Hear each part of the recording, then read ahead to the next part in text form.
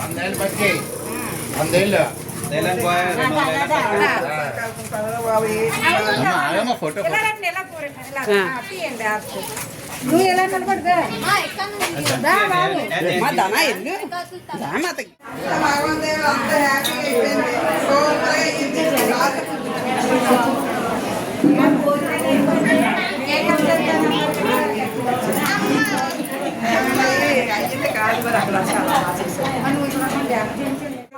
డిపార్ట్మెంట్లో ఫంక్షన్ అయిపోయిన తర్వాత ఇలా మా నాన్నగారికి ఇంటి దగ్గర అయితే చిన్న ఫంక్షన్ అయితే చేసుకున్నాము ఫ్యామిలీ మెంబర్స్ అందరం కలిసి. రిటైర్మెంట్ ఫంక్షన్ సందర్భంగా మీతో చిన్న షేర్ చేసుకుందాం అనుకుంటున్నానండి ఒక విషయం.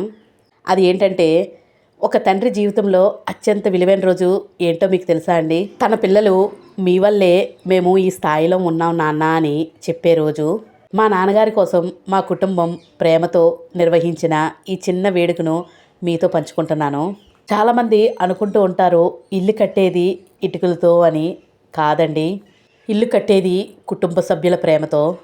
రిటైర్మెంట్ తర్వాత ఉద్యోగ సహచరులు గుర్తుంచుకోవడం ఒక ఆనందం, కానీ కుటుంబం గర్వపడడం జీవితంలో అతిపెద్ద బహుమతి.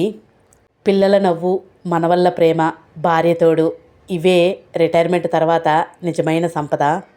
కుటుంబంతో కలిసి తిన్న ఒక్క భోజనం 100 విందుల కంటే విలువైనది. తండ్రి జీవితమంతా కుటుంబాన్ని నిలబెడతాడు, కానీ ఏదో ఒకరోజు కుటుంబం ఆయన్ను గౌరవంగా నిలబెట్టాలి. చాలామందికి ఫ్యామిలీ వాల్యూస్ అంటే అస్సలు తెలియటం లేదండి. అవి ఏంటో ఇప్పుడు చూడండి. మనం ఎంత బిజీగా ఉన్నా తల్లిదండ్రులకు కొంత సమయాన్ని అయితే కేటాయించండి.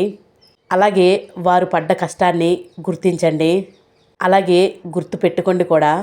మన జీవితంలో వచ్చే చిన్న చిన్న వేడుకలు జీవితాంతం గుర్తుండే జ్ఞాపకాలుగా మారతాయి. డబ్బు కంటే కుటుంబ ప్రేమ గొప్పది. తల్లిదండ్రులు ఉన్నప్పుడే వాళ్ళని సంతోషపెట్టండి. చాలామంది అనుకుంటూ ఉంటారు రిటైర్మెంట్ తర్వాత జీవితం ఇలా ఉండాలి అలా ఉండాలి అని. ఎలా ఉండాలో ఇప్పుడు వినండి. రిటైర్మెంట్ తర్వాత చాలా ఫ్రీ అయిపోయి బద్ధకం అయితే స్టార్ట్ అవుతుంది. ఎందుకంటే ఇంకా పని అయితే ఉండదు కదా. కానీ ఇలా అయితే చెయ్యండి. ప్రతిరోజు ఉదయం నడకైతే నడాలి. అలాగైతే ఆరోగ్యం చాలా బాగుంటుంది. రిటైర్మెంట్ సమయంలో ఆరోగ్యంపై చాలా శ్రద్ధ పెట్టాలండి. అలాగే కుటుంబంతో ఎక్కువ సమయం గడపాలి. మీకు పాత స్నేహితులు ఎవరైనా ఉంటే వాళ్ళని కూడా కలవడం చాలా మంచిది. పిల్లలు మనవలతో మధురమైన జ్ఞాపకాలు సృష్టించుకోవడం చాలా మంచిది. ఒత్తిడి లేకుండా ప్రశాంతంగా జీవించాలి. అలాగే దేవుని ధ్యానం, మంచి పుస్తకాలు చదువుకోవాలి. తనకున్న అనుభవాన్ని యువతతో పంచుకోవాలి. ప్రతి రోజును కృతజ్ఞతతో ప్రారంభించడం చాలా మంచిది. ఈ రిటైర్మెంట్ సందర్భంగా ఒక కథనైతే మీతో షేర్ చేసుకుందాం అనుకుంటున్నాను. ఇది ఒక బస్ కండక్టర్ కథ. ఒక కుటుంబానికి అండగా నిలిచిన మనిషి. ఒక చిన్న గ్రామంలో పేద కుటుంబంలో జన్మించిన యువకుడికి పెద్ద కలలైతే ఏమీ లేవు. నిజాయితీగా పనిచేసి కుటుంబాన్ని సంతోషంగా ఉంచాలి అనే ఒక్క ఆశ మాత్రమే. అలా ఏపీఎస్ఆర్టీసీలో కండక్టర్గా ఉద్యోగం అయితే వచ్చింది. మొదటి రోజు యూనిఫామ్ వేసుకున్నప్పుడు అతని కళ్ళల్లో కనిపించిన ఆనందం, ఇంట్లో వాళ్ళ కళ్ళల్లో కనిపించిన గర్వం, అవే అతని జీవితానికి మొదటి బహుమతి. ఉదయం అందరూ నిద్రలో ఉండగానే డిపోకి వెళ్ళడం, రాత్రి అందరూ నిద్రపోయాక ఇంటికి రావడం, వానైనా ఎండైనా పండుగైనా ఏదైనా కుటుంబ వేడికైనా అవన్నీ కాదని ప్రయాణికులు సురక్షితంగా చేరుకోవడమే తన బాధ్యత అని భావించాడు. ఎన్ని వేల టికెట్లు కత్తిరించాడో లెక్కలేదు. ఎన్ని లక్షల కిలోమీటర్లు ప్రయాణించాడో గుర్తులేదు. కానీ ప్రతి నెల జీతం వచ్చిన రోజు మాత్రం గుర్తుండేది. ఎందుకంటే ఆ డబ్బుతో పిల్లల స్కూల్ ఫీజు అయితే కట్టాలి, ఇంటికి సరుకులైతే కొనాలి, అలాగే తల్లిదండ్రులకు మందులైతే తేవాలి. కుటుంబం అంతా నవ్వుతూ ఏ లోటు లేకుండా సంతోషంగా ఉండాలి అని అనుకునేవాడు. కొన్నిసార్లు తనకు కొత్త బట్టలు కొనుక్కోకుండా పిల్లలకైతే కొనిచ్చేవాడు. తన కోరికలను పక్కన పెట్టి వాళ్ళ భవిష్యత్తు కోసం జీవించాడు. 35 సంవత్సరాలు ఒక్కరోజు కూడా ఈ ఉద్యోగం నాకు భారంగా ఉంది అని ఏమాత్రం అనుకోలేదు. ఎందుకంటే ఇది కేవలం ఉద్యోగం కాదు, తన కుటుంబాన్ని నిలబెట్టిన దేవుడిచ్చిన వరం. ఈరోజు రిటైర్మెంట్ అయితే వచ్చింది. చేతిలో ఉద్యోగం లేకపోయినా గుండెల్లో వేలాది ప్రయాణికుల ఆశీస్సులైతే ఉన్నాయి. అలాగే సహోద్యోగుల ప్రేమ కూడా ఉన్నది. కుటుంబం మొత్తం గర్వంగా అయితే చూస్తుంది. పిల్లలు పెద్దవాళ్ళు అయ్యారు. మనవళ్ళు తాతయ్య అని పిలుస్తున్నారు. అసలు జీతం డబ్బులో రాలేదు, ఇలాంటి క్షణాల్లో వచ్చింది, ఇలాంటి గౌరవంలో వచ్చింది, ఇలాంటి ప్రేమలో అయితే వచ్చింది. ఉద్యోగం అయితే ఇంకా ముగిసింది. కానీ ఒక గొప్ప మనిషి చేసిన సేవకు ముగింపు అయితే లేదు. ప్రతి టికెట్ వెనక ఒక కుటుంబం అయితే నవ్వింది. ప్రతి ప్రయాణం వెనుక ఒక బాధ్యత అయితే నిలిచింది. ప్రతిరోజు వెనుక ఒక త్యాగం దాగి ఉంది. ఈ రోజైతే మా నాన్నగారు రిటైర్ అయ్యారు. కానీ ఆయన నిజాయితీ, క్రమశిక్షణ, కుటుంబం కోసం చేసిన త్యాగం మా జీవితాల్లో ఎప్పటికీ రిటైర్ అవ్వవు. ప్రతి నిజాయితీ గల ఏపీఎస్ఆర్టీసీ ఉద్యోగికి ఖచ్చితంగా సలాం చేయవలసిందే. వాళ్ళు 24 అవర్స్ సర్వీస్ అయితే ఇస్తారండి. ఎలాంటి అత్యవసర పరిస్థితుల్లో అయినా, ఎలాంటి పరిస్థితిలో ఉన్నా బస్సు తీయవలసిందే. ప్రజల కోసం సేవ చేయవలసిందే. ఇంకా ఫైనల్గా మా నాన్నగారి కోసం ఒక్క మాట. నాన్న, మీరు మా కోసం ఎన్నో పండుగలు జరిపారు. ఈరోజు మీ జీవితంలోని ఈ ప్రత్యేక రోజును జరుపుకునే అవకాశం మాకు వచ్చింది.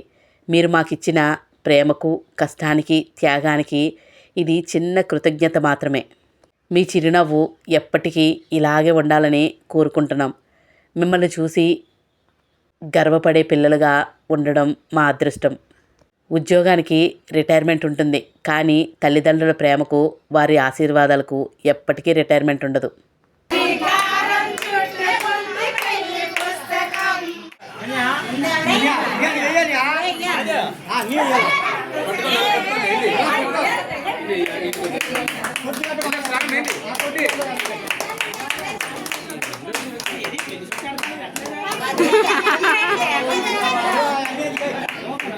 ఇక్కడ జరిగింది అక్కడ దగ్గర జరిగింది కొద్దిగా లెఫ్ట్ హ్యాండ్ కొద్దిగా డౌన్ చేయండి. దండ పట్టుకోండి. ఓకే, రెడీ, చూడండి. Ready ready ready smile. ఒకసారి ఇద్దరు చూసుకోండి. ఇద్దరు ఆవిడ వైపు చూడండి.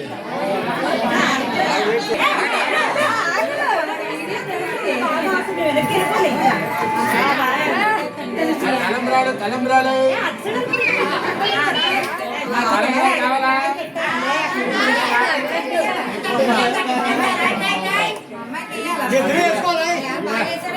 దినాల నుంచి జీతం రాదు మాకు.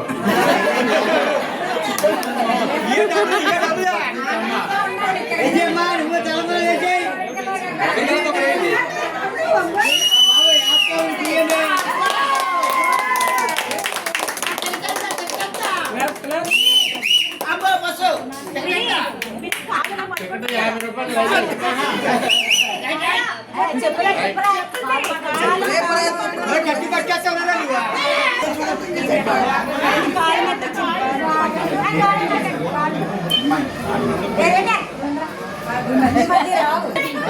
వెనక్కి జరగండి. గట్టి తొక్కే.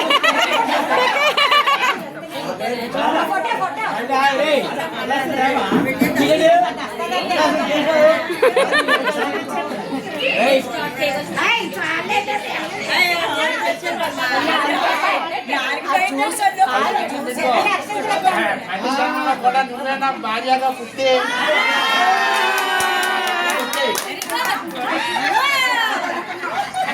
కాలేజీలో ఆవిడ కడుగుతుంది.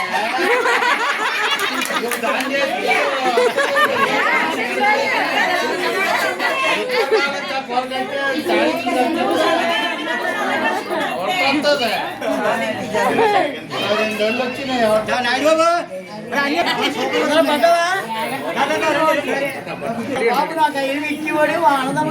సరే చూడండి, సరిగ్గా చూడండి.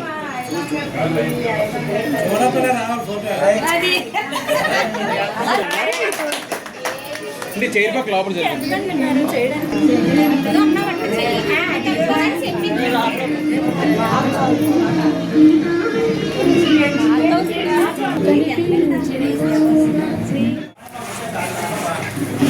ఫంక్షన్ అయితే చాలా చక్కగా అయిపోయిందండి. ఇంకా భోజనాల సెక్షన్ దగ్గరికి వచ్చేసరికి ఏం జరిగిందంటే మేము 1:30 quarter-2 వరకు డిపార్ట్మెంట్లోని ఫంక్షన్ దగ్గర అయితే అక్కడ ఉండిపోయాము.